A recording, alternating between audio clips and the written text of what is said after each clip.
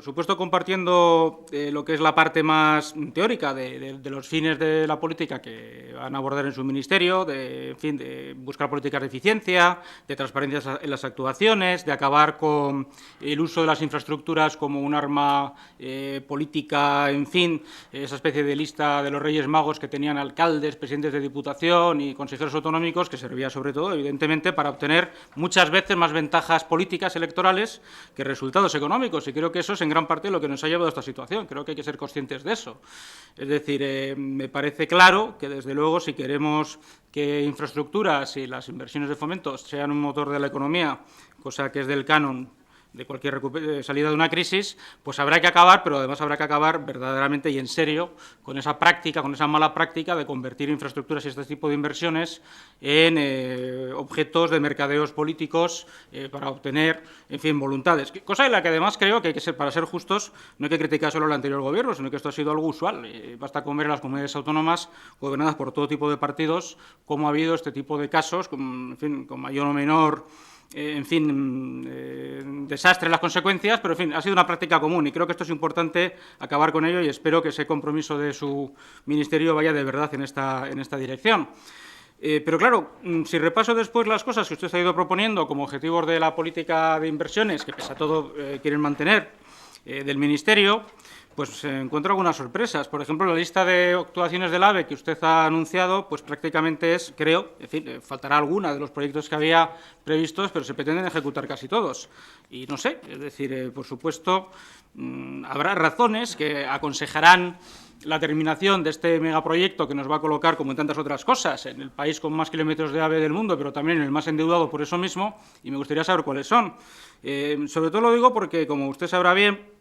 a mí me ocurre igual que usted, yo de esto no sé nada, me estoy enterando sobre la marcha, pero esto es muy interesante porque uno se entera de muchas cosas. Entonces, claro, todo el mundo sabe que uno de los problemas que ha habido con la política respecto a alta velocidad en España es que, en principio, se desechó que fueran líneas mixtas para mercancías, lo cual incide en una rentabilidad baja, lo cual, a su vez, ha obligado a subvencionar los billetes, los recorridos en AVE, además con un agravio social comparativo, que es que en algunos lugares han desaparecido los trenes convencionales y han expulsado a los sectores sociales de menor nivel adquisitivo, y los de más nivel adquisitivo, que son los que pueden usar regularmente el AVE, se encuentran además subvencionados, algo verdaderamente difícil de justificar. Entonces, bueno, yo no sé, espero que sí, espero que me lo pueda explicar, si han tenido en cuenta, si se puede hacer algo respecto a esta política de abandono de la mercancía, en muchos de los proyectos de AVE aprobados y ya en marcha, creo, en otros creo, como la Y vasca, que no, si se va a mantener la política de subvención a los recorridos del Ministerio, del Gobierno,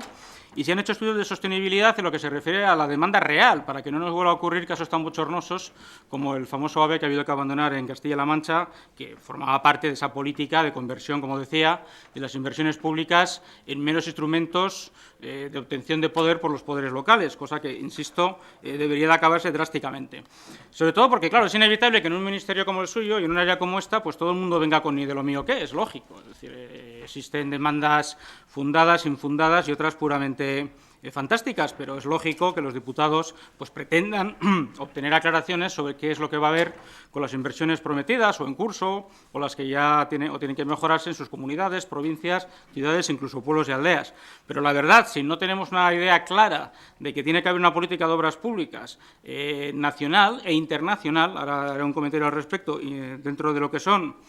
también los planes de la Unión Europea, no iremos a ninguna parte y estaremos condenados a repetir los mismos errores, que aunque es algo muy humano, pues es algo que hay que tender a evitar. Los aeropuertos, por ejemplo, tenemos un problema muy serio, como todo el mundo sabe, que es la fantástica política de proliferación de aeropuertos que se ha hecho, en contra de la idea popular de que cuanto más proliferan las infraestructuras, más beneficios obtenemos todos. Ahora ha quedado claro que esta es una idea tan popular como falaz. Yo mismo soy donostiarra, vivo en una comunidad donde hay muchos aeropuertos y muy cerca.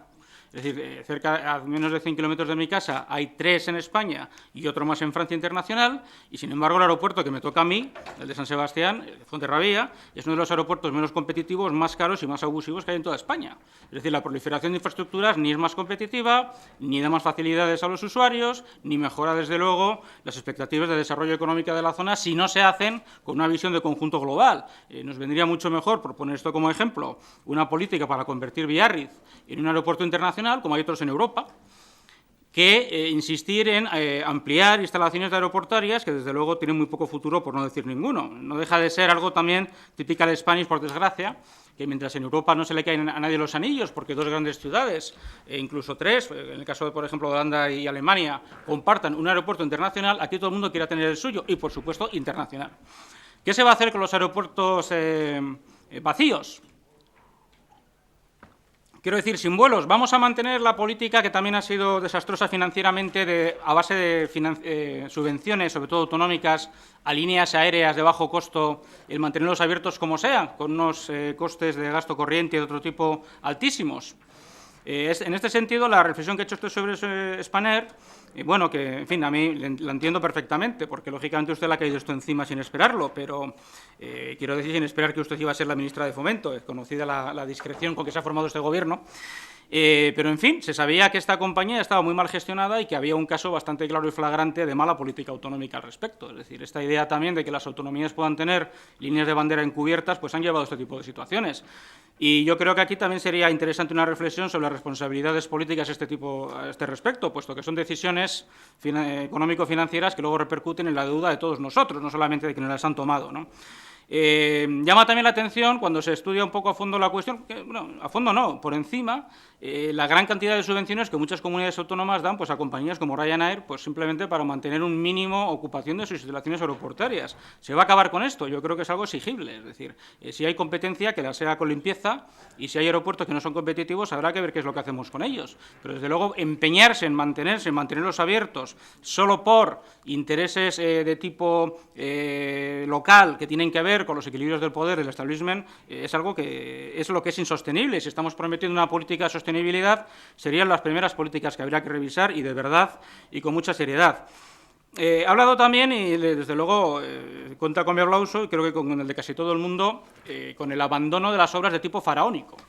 Bueno, en este sentido, es mi opinión y la de mi grupo, que hay proyectos, por ejemplo, portuarios, como el puerto externo de Pasajes, que entra perfectamente en esta categoría de inversiones faraónicas. Es decir, tenemos en Bilbao al lado un superpuerto, como es de Bilbao, lógicamente se llama superpuerto, no puede ser de otra manera, y entonces vamos a tener además un puerto exterior en Pasaia. Es decir, ¿qué sentido tiene esto cuando además, desde una perspectiva europea, tenemos también muy cerca otro gran puerto, en Bayona, en Francia? En fin, esto se repite constantemente y me da la impresión de que, pese a sus intenciones, sea los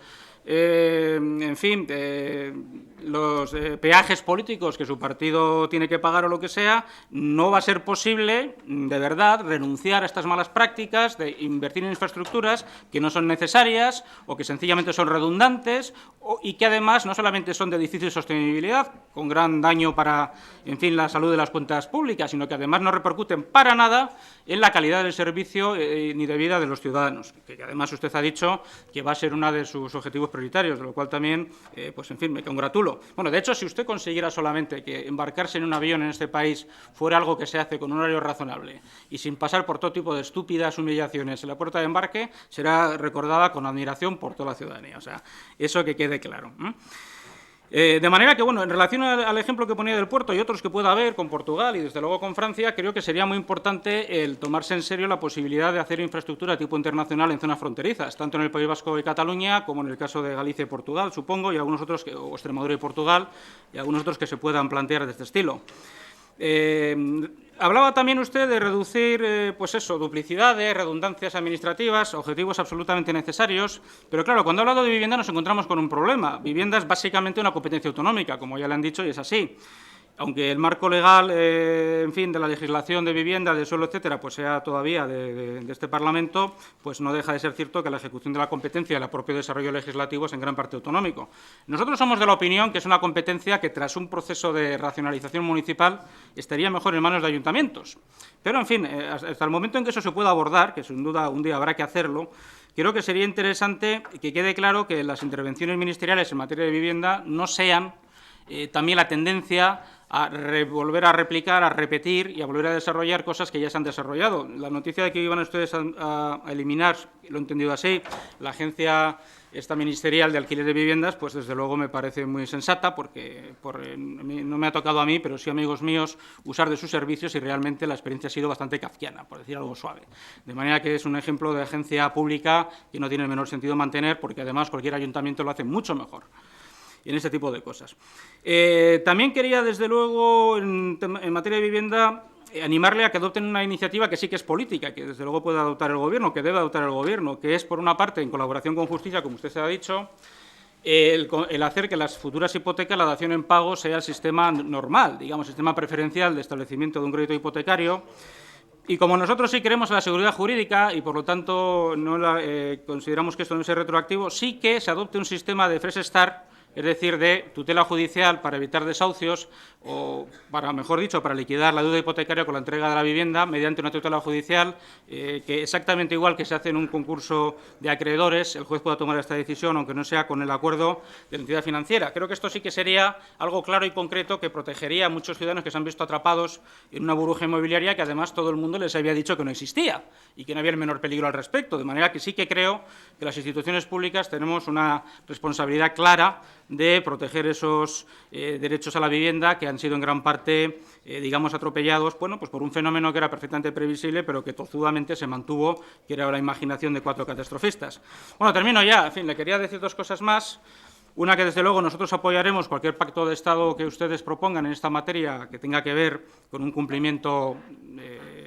en fin, riguroso de los objetivos que ustedes planteaban y que, además, si fuera posible, se replantee también un reparto competencial claro en estas materias, precisamente para evitar todo este tipo de redundancias, duplicidades administrativas y demás que tanto daño han hecho a las finanzas públicas y nos han llevado en gran parte a esta crisis, y también que hacen que